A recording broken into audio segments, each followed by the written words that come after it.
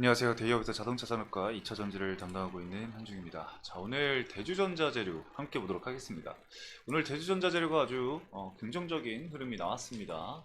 지금 종가 기준으로 해서 대주전자 재료가 14% 상승 마감을 했습니다. 고가 기준으로 해서 15%까지 주가 상승이 나와줬는데, 오늘 나온 이슈는, 주가 상승 나온 이슈는 여러분들 아마 다들 알고 계실 거라고 생각을 합니다. 제가 여기도 적어놨듯이 테슬라가 2170 배터리를 이제 업그레이드를 진행을 하게 되면서 2170 배터리에 이 양극재라던가 이 음극재에 변화를 주겠다라고 얘기를 하게 되면서 실리콘 음극재 쪽이 지금 반응을 했죠. 근데 국내 이제 기업 중에 대주전자재료가 현재 이 실리콘 음극재를 양산하는데 유일하죠. 그렇기 때문에 이 대주전자재료가 강한 상승 모멘텀을 보일 수밖에 없었다. 이거는 다 여러분들 알고 계시는 내용일 거라 생각을 합니다. 그래서 오늘 기사 내용 함께 읽어보면서 어떤 내용인지, 그리고 어떻게 봐야 될지 부분들 말씀을 좀 드려볼 거고요. 중요한 거는 사실 이 모멘텀이 반영이 되면서 기준봉이 발생을 했다라는 게 사실 가장 중요할 것 같아요. 이 기준봉을 앞으로 어떻게 끌어나가는지가 사실 가장 중요하지 않을까 생각이 들거든요. 이제 주가 상승이 강하게 나온 이후에 조정 이후, 그리고 기간 조정, 그리고 주가 상승이 나온 거잖아요. 그러면은 이전에 있었던 물량들을 소화하기 위해서 거래량이 무조건 터져줘야 되는데, 지금 일단은 거래대금이 터져주면서 장대양봉이 형성이 됐습니다. 그래서 해당 부분에서 죄송합니다. 감기가 안 나가지고, 자, 해당 부분에서 과연 수급적인 부분들, 그리고 이전 물량들을 소화해 나갈지, 그리고 자리를 지켜줄지를 우리가 앞으로 좀 지켜봐야 될 것 같습니다. 지금까지 실리콘 응급제 관련해서 부각이 안 됐었던 부분이었기 때문에 해당 이슈를 통해서 과연 이 상승 전환이 제대로 나와줄지 좀 봐야 될 것 같아요. 이게 연말에 이제 예정되어 있는 이슈이기 때문에 단발성으로 이제 이슈가 적용이 되고, 단기적으로 차익 실현 물량 나오고, 추후에 다시 이 해당 이슈가 뭔가 확정이 된 이슈가 나오면서 다시 반영이 될 수도 있는 그런 부분까지도 우리가 좀 고려를 해봐야 될 것 같아요. 그래서 긍정적인 부분들과, 그리고 차익 실현 물량이 나올 때 대응을 어떻게 할지, 이렇게 양방향성을 일단은 두 가지를 모두 체크를 해두시면 좋을 것 같습니다. 자, 그래서 오늘 수급적인 부분까지 말씀을 드려볼 거니까요. 집중해서 시청해 주시면 감사하겠습니다. 자, 그럼 대주전자재료 함께 보도록 하겠습니다. 자, 먼저 기사 함께 체크를 좀 해보도록 하겠습니다. 테슬라 2170 배터리 업그레이드, 한국 소재 적용 확대. 아마 여러분들도 기사를 읽어보셨을 거라고 생각을 하고 있기 때문에 기사는 제가 좀 빠르게 읽고 넘어가도록 하겠습니다. 세계 최대 전기 자동차 업체인 테슬라가 2170 원통형 배터리 성능 개선에 착수를 했다라고 합니다.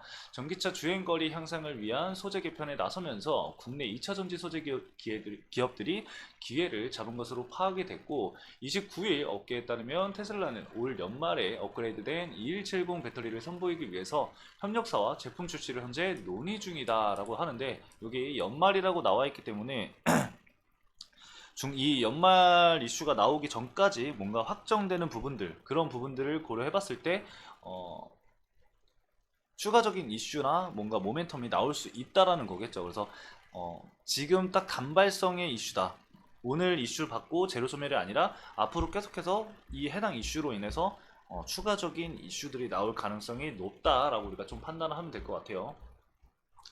전기차 캐즘에 놓였지만 성능과 품질이 우수한 차량에 대한 수요는 유효한 만큼 테슬라는 배터리 업데이트를 추진하고 있는 것으로 풀이가 된다. 그리고 배터리 성능 개선은 그 소재의 변화인데, 특히 이 2차전지 핵심 소재인 양극재와 그리고 음극재가 달라져야 합니다.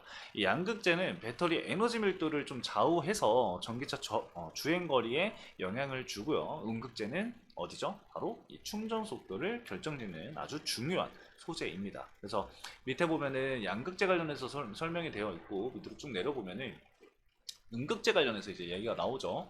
이 신형 2170 배터리에서는 양극재뿐만 아니라 음극재 역시나 이제 변화를 주는데요.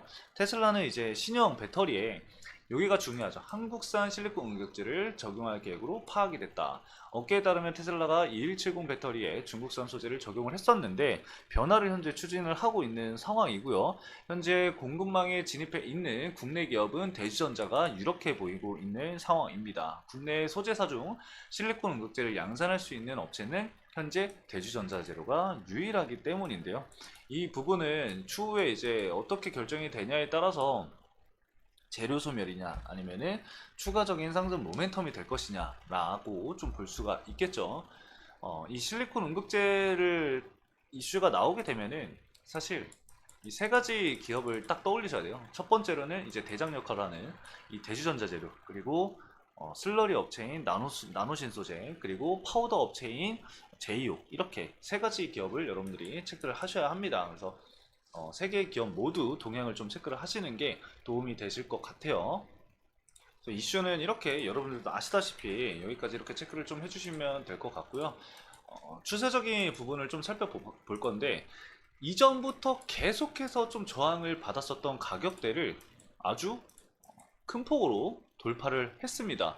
거래대금도 상당히 많이 터져줬고요. 21선을 지켜주면서 주가 상승이 강하게 나왔죠.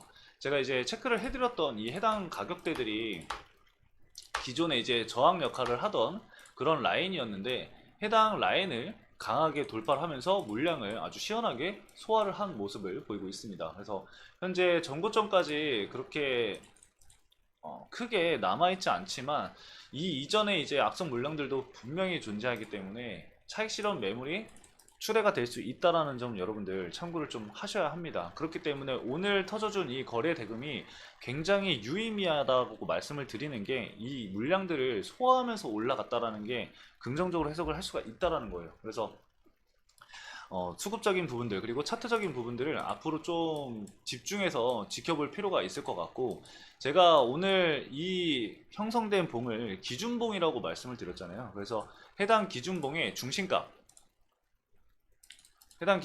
이 중심값을 이탈하지 않는 선에서 자리를 만드는 것이 가장 베스트입니다. 그래야지만 추가적인 상승 모멘텀을 우리가 생각을 해볼 수가 있어요. 그래서 이 해당 구간에서 중심 이 허리 라인을 이탈하지 않는 선에서 기간 조정을 거치거나, 아니면은 바로 당연히 상승하면은 더 좋겠죠. 바로 추가적인 상승이 나오고 거래대금이 어느 정도 더 터져주면서 추가적인 상승이 나온다? 그러면은 더 금상첨화겠죠. 근데 이제 그 부분까지는 예측을 할 수는 없으니까 일단은 우리가 이렇게 좀 참고를 하시면 될 것 같고, 일단은 현재 대주전자 재료가 시간 외에서 1% 정도 하락세를 보이고 있기 때문에 다음날 일부 조정이 나올 수 있습니다. 조정이 나올 수 있는 가능성이 조금은 높아진 상황이에요. 만약에 모멘텀 자체가 상승 여력이 남았다라고 판단을 했으면은 아마 시간에서도 추가적인 상승을 보였을 가능성이 높은데, 일단은 차익 실현 물량이 어느 정도 나오고 있는 상황입니다. 그렇기 때문에 다음날 내일 이제 일부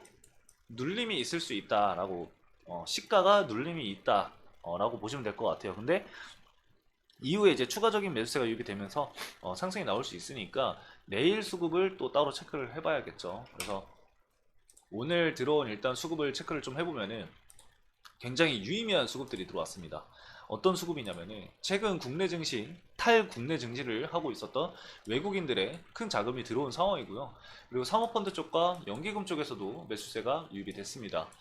금융투자 쪽에서는 최근까지 계속해서 이 대주전자 재료를 매수를 한 기간이기 때문에 얘네들 매도 물량이 과연 어느 시점에 나올지도 우리가 좀 중요하게 봐야 될 것 같아요. 왜냐면은 최근에 이제 주가 상승이 나올 때 이 구간에서 계속해서 매집을 한 거거든요. 여기 구간에서. 그렇기 때문에 주가 상승 이후에 얘네가 차익 실현을 진행을 한다? 그럼 어떻게 되겠어요, 여러분들? 하방 압력을 가하게 되겠죠. 그렇게 되면은 조정이 나올 수가 있기 때문에 그 부분을 우리가 좀 집중적으로 체크를 하셔야 될 것 같고, 120일 기준으로 해서 현재 신한투자증권 쪽에서 오늘 좀 강한 매수세가 유입이 됐는데, 이 신한투자증권은 현재 매도 상위에 찍혀있지 않았기 때문에 매수 상위에 있을 수밖에 없습니다. 왜냐? 매도가 집계가 안 된 값이거든요. 그래서 지금 24만 주가 찍혀 있는데, 일단은 최소값으로 우리가 계산을 해보면은 NH투자증권이 현재 매도 5위에 있으니까 14만 4천 주잖아요. 그러면은 14만 3천 주 최소 14만 3천 주일 거라고 우리가 가정을 해놓고 본다고 한다면은 대략적으로 신한투자증권이 그래도 10만 주 이상은 순매수세가 유입이 된 겁니다. 그렇게 참고를 해주시면 돼요. 계산을 그렇게 하시면 되고, 모건스탠리 같은 경우도 현재 10만 주 정도 보유를 하고 있는 상황이고, UBS 증권도 7만 주, 디올도 4만 주 정도 보유를 하고 있네요. 그래서 현재 유의미한 이 메이저 수급들의 이탈은 아직은 없는 것으로 현재 판단이 되고 있습니다. 그래서 수급적인 측면은 아직까지는 걱정하지 않으셔도 될 것 같아요. 그래서 내일이 좀 중요하다고 볼 수가 있을 것 같아요. 내일 과연 차트 흐름을 어떻게 만드는지 우리가 한번 지켜보도록 하죠.